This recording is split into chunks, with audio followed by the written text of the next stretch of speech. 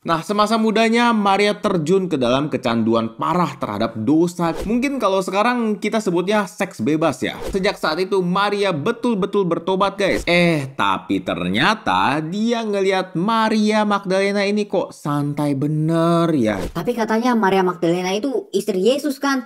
Luar biasa loh guys. Dari yang pendosa berat bisa sampai di titik ini. Kita justru seperti Marta yang sibuk banget dengan acara ini itu. Halo teman-teman semua, welcome back to Rock Riwayat Orang Kudus edisi 22 Juli.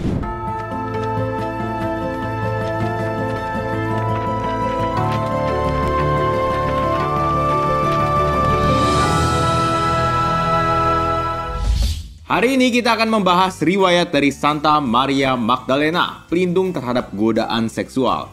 Terima kasih kepada Kak Sumartini yang sudah request ya, semoga Tuhan memberkati selalu. Seperti biasa, sebelum kita mulai, silakan share dulu video ini supaya semakin banyak orang dapat hidup kudus lewat teladan para Santa. Oke, tanpa berlama-lama lagi, mari kita mulai! Cerita bermula di kota Magdala, sekitar tepi barat Danau Galilea. Hiduplah di kota ini seorang bernama Maria yang berasal dari keluarga dengan ekonomi menengah ke atas dari kota Betania. By the way, nama Maria itu nama yang sangat umum di zaman itu ya. Sehingga di dalam Alkitab Maria lebih sering disebut sebagai Maria Magdalena karena hubungannya dengan kota Magdala ini. Nah, semasa mudanya Maria terjun ke dalam kecanduan parah terhadap dosa ketidakmurnian guys. Mungkin kalau sekarang kita sebutnya seks bebas ya. Berzina atau melacur gitu deh. Bahkan karena keterikatannya terhadap dosa ini, ia sempat dirasuki 7 roh jahat loh guys. Ngeri ya. Orang di sekitarnya sebenarnya sudah ada firasat kalau Magdalena ini berbuat zina. Cuman mereka nggak punya bukti, jadi nggak bisa diadili juga. Wajar ya, karena dulu itu belum ada gadget-gadget canggih seperti HP atau kamera, sehingga cari bukti itu susah banget. Namun sepertinya para ahli Taurat dan orang Farisi entah nggak sengaja atau memang niat nyari bukti ya, mereka memergoki Maria Magdalena sedang berzina. Pas juga nih, pada saat itu mereka juga lagi sebel banget sama seorang dari Nazaret bernama Yesus. Karena simpati orang-orang Yahudi banyak yang ke dia. Mereka mulai berpikir licik nih. Wah, ini kesempatan bagus nih. Kita coba bawa si Maria ini ke Yesus deh. Supaya kita bisa dapat alasan buat mempersalahkan dia. Ya nggak? Jadi, karena menurut hukum Taurat, perempuan yang kedapatan berzina itu layak untuk dilempari batu guys. Sehingga para ahli Taurat ini pengen Yesus ini yang menyuruh untuk melempari dia batu. Tapi ternyata Yesus justru tidak termakan jebakan Batman mereka. Yesus justru menjawab dengan sangat bijaknya.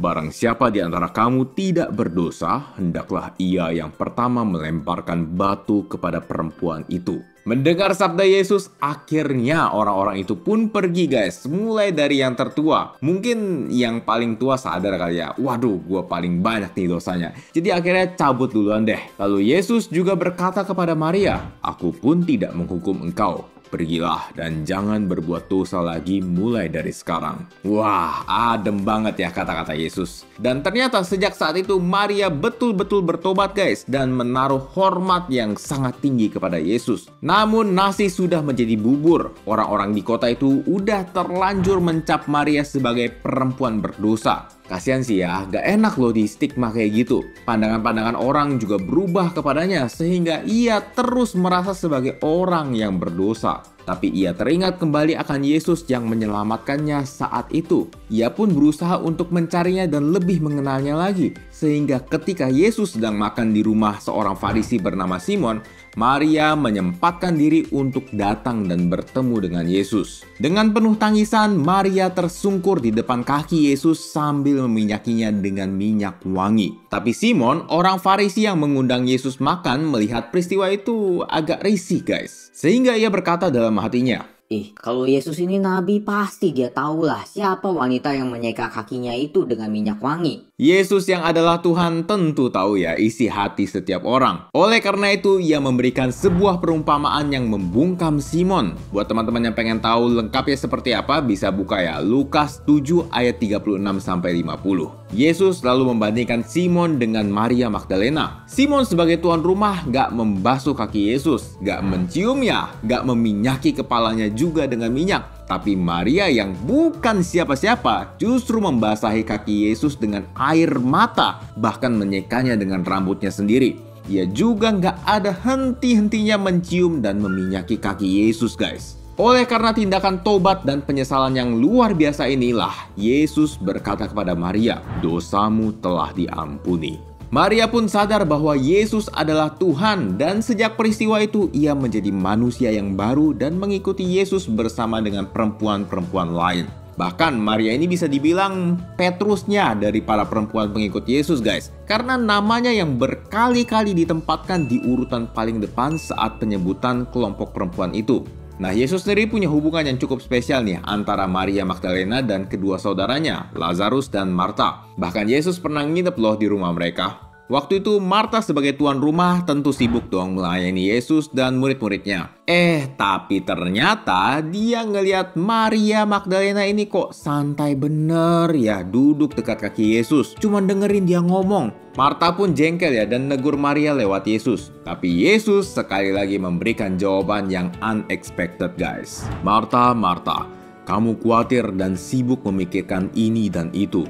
Padahal yang penting hanya satu, dan Maria sudah memilih bagian yang terbaik yang tidak akan diambil darinya."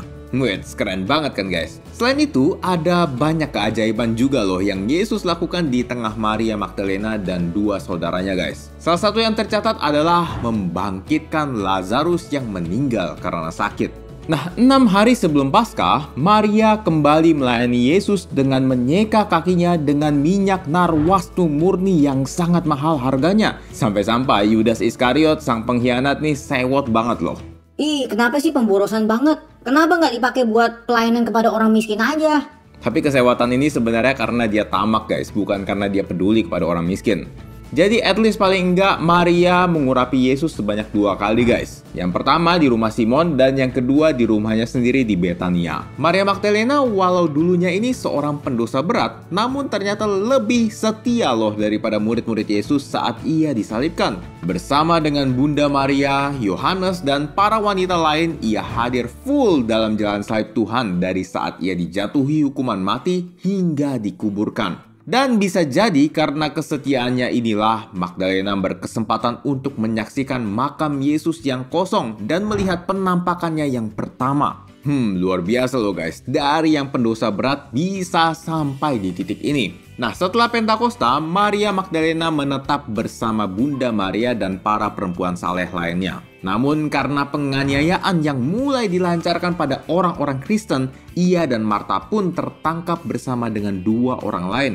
Mereka diikat ke dalam perahu yang tidak ada kemudi, layar, dayung, ataupun alat navigasi lainnya dan dibiarkan terombang-ambing di laut lepas, guys, supaya tewas perlahan-lahan. Namun ajaibnya kapal mereka sampai di daerah selatan Prancis dan mereka pun mendarat di Marseille dengan selamat, guys. Maria kemudian mewartakan tentang kekristenan di daerah ini dan Lazarus, saudaranya yang sudah ditabiskan menjadi uskup, kemudian memimpin keuskupan Marseille. Tak lama setelahnya, Maria mengundurkan diri ke padang gurun di sebelah timur Aix-en-Provence dan menjadi pertapa di sana sambil melakukan penebusan dosa yang keras. Kesehariannya ia sibukkan dengan doa dan merenungkan misteri ilahi, sengsara, dan wafat Kristus. Setelah 30 tahun hidup bertapa, ia kemudian wafat di La Sainte-Baume, masih sekitar abad pertama. Nah teman-teman, sebenarnya ada banyak kisah tentang kehidupan Maria Magdalena. Kisah yang barusan kuceritakan sebenarnya adalah versi Katolik Roma, sedangkan tradisi gereja Yunani mengatakan kalau Maria saudara Marta dan Lazarus, perempuan yang berdosa, dan Maria Magdalena itu adalah orang-orang yang berbeda. Masih menurut tradisi Yunani, setelah Pentakosta, Magdalena disebutkan tinggal bersama Bunda Maria di Efesus. Ya, perbedaan pendapat ini tentu sangat wajar ya guys, karena tulisan-tulisan tentang kehidupan Maria Magdalena juga sangat sedikit, sehingga cukup sulit untuk merangkum kisah hidupnya. Namun tradisi Katolik Roma sendiri setelah penyelidikan yang teliti menetapkan lewat Paus Santo Gregorius Agung bahwa 3 orang itu adalah satu orang yang sama, yaitu Maria Magdalena. Tapi katanya Maria Magdalena itu istri Yesus kan? Kalau dilihat-lihat sih kayaknya iya ya. Kan dekat banget tuh mereka. Nah, ini yang keliru nih guys. Nggak tahu deh ini gosip dari mana ya. Tapi yang jelas di semua tradisi nggak ada yang menyebutkan kalau Maria Magdalena itu istri Yesus. Karena memang Yesus itu nggak menikah. Ini udah fakta, bukan opini lagi. Secara implisit terbukti kok dengan sabda Yesus di Matius 19 ayat 11-12. Di mana Yesus mengatakan bahwa ada orang-orang yang untuk kerajaan surga tidak menikah. Mungkin buat lebih lengkapnya, teman-teman bisa baca link Katolisitas yang ada di description box ya. Atau kalau mau dibahas juga boleh, nanti komen aja. Teman-teman, sebenarnya terlalu banyak sih hal yang bisa kita pelajari dari kisahnya. Tapi aku pengen menyoroti sedikit aja nih tentang Marta dan Maria. Mungkin beberapa dari kita ada yang sudah terjun ke dalam pelayanan, seperti misdinar, prodiakon, dewan paroki, OMK, dan lain-lain. Tapi terkadang nih guys, bisa jadi ketika melayani kita justru seperti Marta yang sibuk banget dengan acara ini, itu, Zoom di sana-sini, tugas misa berkali-kali, foto-foto terus pas misa. Loh, emang salah ya kalau kayak gitu? Kan melayani itu baik. Tentu nggak salah guys, tapi esensi dari pelayanan itu jangan sampai hilang. Karena terkadang ketika pelayanan, fokus kita berubah menjadi bagaimana supaya acaranya sukses, supaya hasil fotonya bagus, tugas misalnya lancar, dan lain-lain. Bukan pada perkembangan iman masing-masing pribadi. Maria memilih bagian yang terbaik karena ia walaupun tidak melayani sesibuk saudaranya, tapi ia fokus mengembangkan imannya dengan mendengarkan Yesus terus-menerus. Dan Yesus sendiri bilang itu adalah bagian yang terbaik loh. Jadi teman-teman, mari kita terus melayani ya. Dan mohon doa Santa Maria Magdalena agar kita bisa melayani sambil tetap fokus dalam mengembangkan iman kita kepada Tuhan. Santa Maria Magdalena, doakanlah kami. Amin. Oke guys, begitulah kisah hidup dari Santa Maria Magdalena. Kalau teman-teman merasa video ini bermanfaat, teman-teman boleh like, subscribe, dan share untuk mendukung pengembangan channel ini. Terima kasih sudah menonton dan sampai jumpa di Rock edisi selanjutnya. Ciao!